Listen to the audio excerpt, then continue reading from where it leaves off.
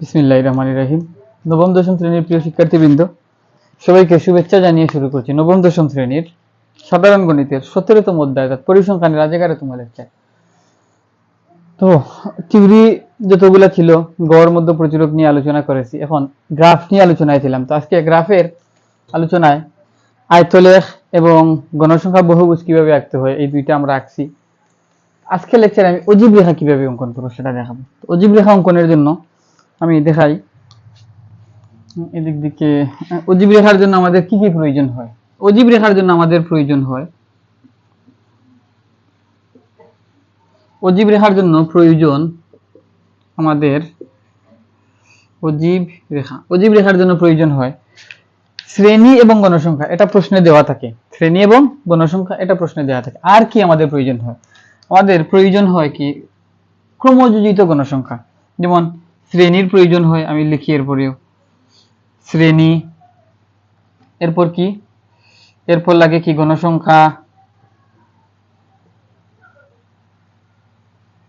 গণসংখ্যা, এবং এরপরে লাগে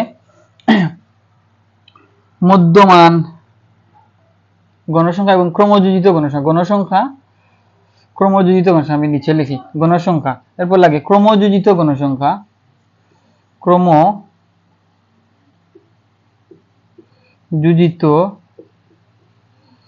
গণসংখ্যা, এবং সবশেষ লাগে কি মধ্যমান। সবশেষ লাগে কি মধ্যমান। এই মান এগুলাই আমাদের প্রয়োজন। শ্রেণী লাগবে, গণসংখ্যা লাগবে, ক্রমযোজিত গণসংখ্যা এবং মধ্যমান, একটা দুইটা তিনটা চারটা পাঁচটা। তো শ্রেণী এবং গণসংখ্যা এটা প্রশ্নে দেওয়া থাকে।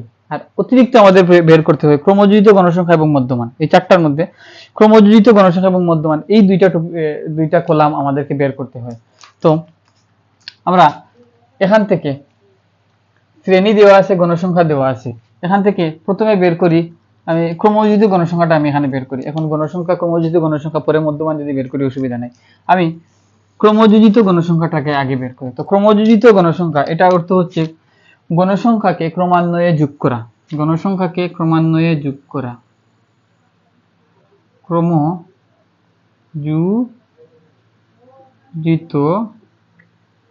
গণসংখ্যা, ক্রমযোজিত গণসংখ্যা এখানে লিখলাম। তাহলে যোগ করি এই যে ক্রমযোজিত গণসংখ্যা, প্রথমে গণসংখ্যা কত আছে 4, তাহলে এই 4টা আমি এখানে লিখে দিলাম 4, এবং এরপরে এখানে ক্রমযোজিত গণসংখ্যা কত হবে এই 4, আর এখানে কত আছে 6, তাহলে 4 আর 6 যোগ করলে কত হয় 10 হয় 10। এখন এই 10 আর এই 8 যোগ করে কত হয় 18, তাহলে এখন এখানে হবে কত 18, এবং এই 18 আর এই 12 যোগ করলে কত হয় 30। এখন এই 30 আর এরপরের গণসংখ্যা কত 9, 30 আর 9 যোগ করলে 39, 39 আর 7 যদি যোগ করি তাহলে হয় কত 46, 46 আর 4 যোগ করলে কত হয় 50 হয়। তাহলে মোট গণসংখ্যা কত পাইছি, মানে ক্রমযোজিত গণসংখ্যা টোটাল পর্যন্ত 50 পাইছি। আমার এখানে কিন্তু 50 জনের ইনফরমেশন দেওয়া ছিল, তাহলে আমি এখানে 50 পাইছি। এখন আর দরকার কি আমাদের, আর দরকার হচ্ছে আমাদের এখন মধ্যমান। তো মধ্যমানকে আমরা xi দ্বারা প্রকাশ করি, মধ্যমানকে xi দ্বারা প্রকাশ করি। তখন মধ্যমান বের করি। তো মধ্যমান বের করার জন্য আমরা এখানে দেখি 31 আর 40, 31 এবং 40 যদি আমরা যোগ করি তাহলে 40 আর 70 71, অর্থাৎ 31 যোগ 40/2। শ্রেণীর উচ্চ সীমা এবং নিম্ন সীমা এই দুইটাকে যোগ করব, 2 দ্বারা ভাগ করব। 40 70 71 থেকে 71 কে 2 দিয়ে যদি ভাগ করি তাহলে 35.5। তাহলে মধ্যমান কত হচ্ছে 35.5, 35.5 এবং এরপরের মধ্যমানটা কি 41 এবং 50 যোগ করব, 2 দিয়ে ভাগ করব। এটা না করে এখন করব কি, শ্রেণী ব্যবধান যেহেতু এখানে 10 আছে, এখানে শ্রেণী ব্যবধান কত আছে 10 আছে, এখানে প্রথম শ্রেণীর উচ্চ সীমা হচ্ছে 30, দ্বিতীয় শ্রেণীর নিম্ন সীমা হচ্ছে কত 41, এবং উচ্চ সীমা প্রত্যেকটা শ্রেণীর উচ্চ সীমা এবং পরবর্তী শ্রেণীর নিম্ন সীমার মধ্যে যদি মিল না থাকে এটা হচ্ছে কি অবিচ্ছিন্ন শ্রেণী সীমা, বিচ্ছিন্ন শ্রেণী সীমা। আর বিচ্ছিন্ন শ্রেণী সীমার শ্রেণী ব্যবধান নির্ণয়ের সূত্র হচ্ছে উচ্চ সীমা থেকে নিম্ন সীমা বিয়োগ করব এবং সাথে 1 যোগ করব। তাহলে 40 থেকে 31 বিয়োগ করলে কত হয় 9, 9 এর সাথে আর 1 যোগ করলে কত হয় 10, তাহলে শ্রেণী ব্যবধান হচ্ছে আমাদের এখানে 10। তাহলে প্রত্যেকটাতে কি করবো, শ্রেণী ব্যবধান যোগ করে যাবো। 35.5 সাথে যদি শ্রেণী ব্যবধান 10 যোগ করি তাহলে কত হয়, 45.5, আরো 10 যদি যোগ করি পরেরটাতে হবে কত, 55.5। এর পরেরটাতে যদি আরো শ্রেণী ব্যবধান 10 যোগ করে পরের মধ্যমান লিখতে চাই তাহলে 65.5, এরপরে হবে 75.5, 85.5, 95.5, এই তো আর নাই 95.5, এই হচ্ছে মধ্যমান। এখন এগুলোকে এখন আমি এই অজীব রেখা অঙ্কন করবো। রেখা অঙ্কন করার জন্য আমরা জানি এখানে যে দুইটা অক্ষ আঁকতে হয়।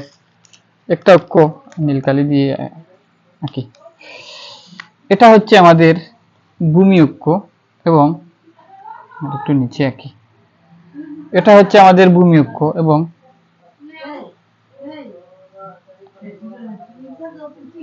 এটা হচ্ছে আমাদের লম্ব অক্ষ। এইটুকুকে ওয়াই আর এটাকে এক্স, ধরলাম এক্স, আর এটা হচ্ছে ওয়াই, এটা হচ্ছে মূল বিন্দু। এখন আমাদের শ্রেণী শুরু হয়েছে কত থেকে, 31 থেকে। তাহলে 0 থেকে, এটা যদি 0 হয় তাহলে 0 থেকে আমরা এই 31 থেকে আমরা শুরু করব। তাই এখানে করব কি, কাজ করি, এখানে কিছু বাদ দিয়ে দিই। তার মানে 0 থেকে 31 পর্যন্ত এই বাদের ভিতরে আছে, আর আমরা শুরু করব এখন কত, 31 থেকে। মধ্যমান কত,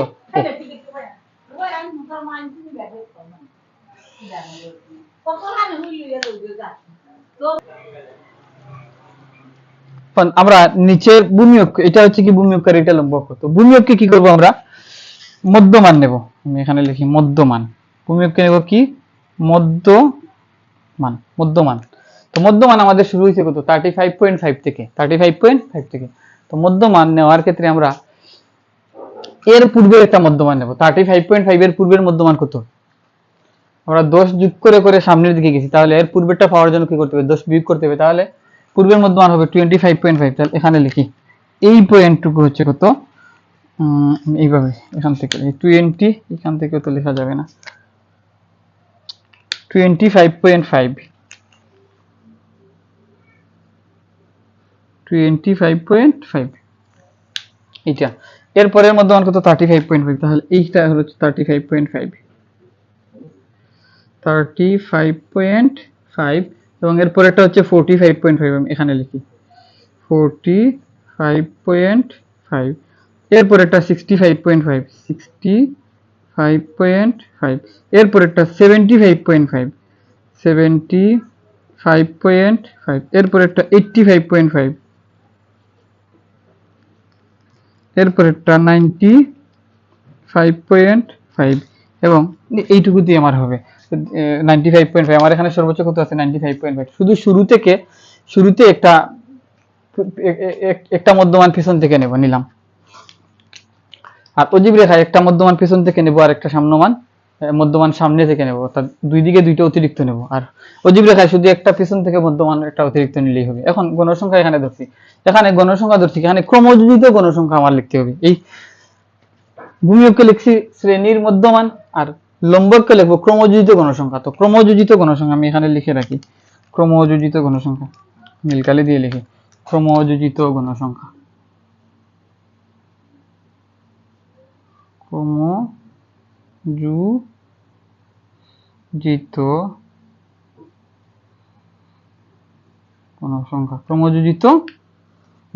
ক্রমযোজিত গণসংখ্যা হচ্ছে লম্বকে। এখন ক্রমযোজিত গণসংখ্যা আমার সর্বোচ্চ কত আছে, এখানে 50 পর্যন্ত আছে। তাহলে আমি এইটা হচ্ছে 0 বিন্দু, তাহলে এইখানে হচ্ছে কত, 5, এখানে 10, এখানে 15, এখানে 20, এখানে 25, 30, 35, 40, 50, মনে করলাম 55। তাহলে আমি দাগ দিই, এইটুকু হচ্ছে কত, 5, 10, 15, 20, 25, 30, 35, 40, 45, 50,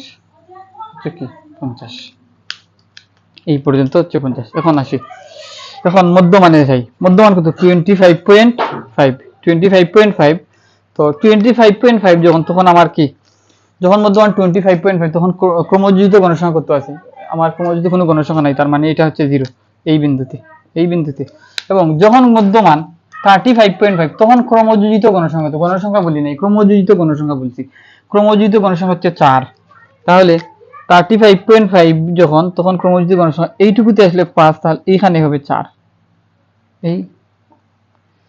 এইখানে হবে 4 তাহলে এখন আমি এখান থেকে রেখাটা যোগ করি এখান থেকে রেখাটা যোগ করি আমি এই পাশ থেকে লিখলে মনে হয় ভালো হবে এই পাশ থেকে লিখি এটা এবং 35.5 এর ক্রমযোজিত গণসংখ্যা কত 4 তখন 45.5 যখন 45.5 মধ্যমান যখন 45.5 তখন আমার ক্রমযোজিত গণসংখ্যা কত 10 ক্রমযোজিত গণসংখ্যা 10 তাহলে 45.5 যখন তখন ক্রমযোজিত গণসংখ্যা কত 10 তাহলে এই হচ্ছে 10 এর বিন্দু তাহলে এইটা উপরে আসবে এই পাশ থেকে এইটা এই পাশ থেকে এইখানে আসলে এইখানে অর্থাৎ এইখানে কোথাও হবে এই হচ্ছে একটা পয়েন্ট আর এই হচ্ছে আরেকটা পয়েন্ট এই হচ্ছে একটা তাহলে এখন এখান থেকে এটাকে যোগ করে এখানে নিয়ে আসি এরপর আমার মধ্যমান যখন 55.5 তখন ক্রমযোজিত গণসংখ্যা 18 55.5 ক্রমযোজিত গণসংখ্যা 18 তাহলে 20 হচ্ছে এই হচ্ছে 55.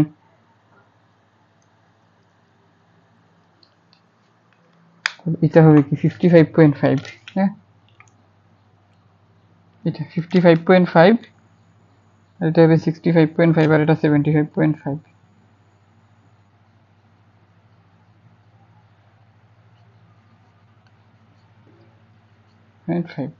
তাহলে এটা হচ্ছে কত 55.5 ওকে তখন ক্রমযোজিত গণসংখ্যা যখন 55.5 তখন হচ্ছে 18 গণসংখ্যা ক্রমযোজিত গণসংখ্যা 18 মধ্যমান যখন 55.5 ক্রমযোজিত গণসংখ্যা হচ্ছে 18 তাহলে 20 এই পর্যন্ত আসে তো এখানে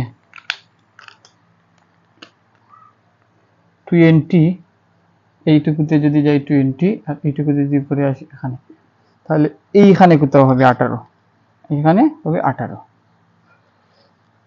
এখন এই দুইটা রেখা আমি যোগ করি কালো কালি দিয়ে স্কেল দিয়ে তোমরা যোগ করবা 18 দিলাম এবং তারপর 65.5 যখন আমি মধ্যমানে যাব তখন এর বিপরীতে ক্রমযোজিত গণসংখ্যা হচ্ছে 30 তাহলে 65.5 হচ্ছে এটা যদি 65.5 হয় তাহলে এর বিপরীতে ক্রমযোজিত গণসংখ্যা হচ্ছে 30 এখন এটা আমি যদি এই পাশ থেকে নেই এইটা হবে এই পাশ থেকে এইভাবে যাবে এবং 65.5 এই পাশ থেকে এইভাবে উঠবে এইটা হচ্ছে সেই কাঙ্ক্ষিত বিন্দু এখন এই দুইটা রেখাকে আমি যোগ করি এখান থেকে যদি যোগ করি এখানে আসলো এই এরপর 75.5 যখন মধ্যমান তখন এর বিপরীতে ক্রমযোজিত গণসংখ্যা 39 তাহলে 75.5 কোথায় আছে এই হচ্ছে 75.5 এবং এর বিপরীতে ক্রমযোজিত গণসংখ্যা হচ্ছে 39 40 হচ্ছে এখানে তাহলে এক কম হবে এইখানে হবে কোথাও 39 এই বিন্দু তাহলে এই বিন্দুতে আমি পয়েন্টটা বসাই এই বিন্দু এখন এই রেখাটা আমি যোগ করি দেখি এই রেখাটা যোগ করলাম এটা একটা আরে লাল কালি দিয়ে দিই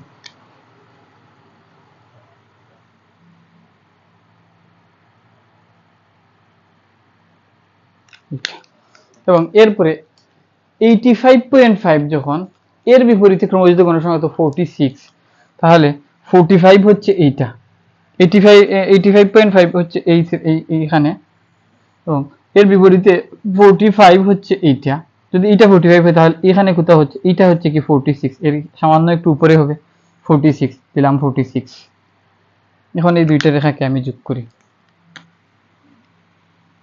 যোগ করলাম এরপর যখন 95.5 তখন এর বিপরীতে ক্রমযোজিত গণসংখ্যা হচ্ছে 50 তো 95.5 এখান থেকে উপরে উঠি এই উঠলাম এর বিপরীতে 50 তাহলে ক্রমযোজিত গণসংখ্যা 50 এই হচ্ছে সেই পয়েন্টটা 50 এর এই হচ্ছে সেই কাঙ্ক্ষিত পয়েন্ট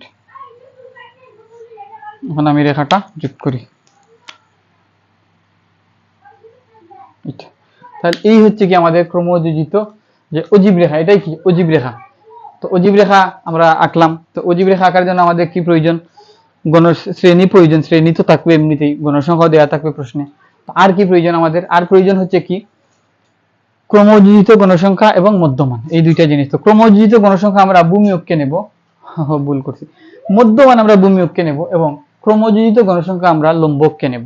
নেওয়ার পর এই কিভাবে বসাতে হয়, মধ্যমান গুলাকে আগে বসালাম, এবং সর্বোচ্চ ক্রমযোজিত গণসংখ্যা তো 50, তাহলে 50 পর্যন্ত আমরা এখানে দাগ কাটলাম। দাগ কেটে যখন 25.5 তখন কোন মধ্যমান কত ছিল? 0 ছিল।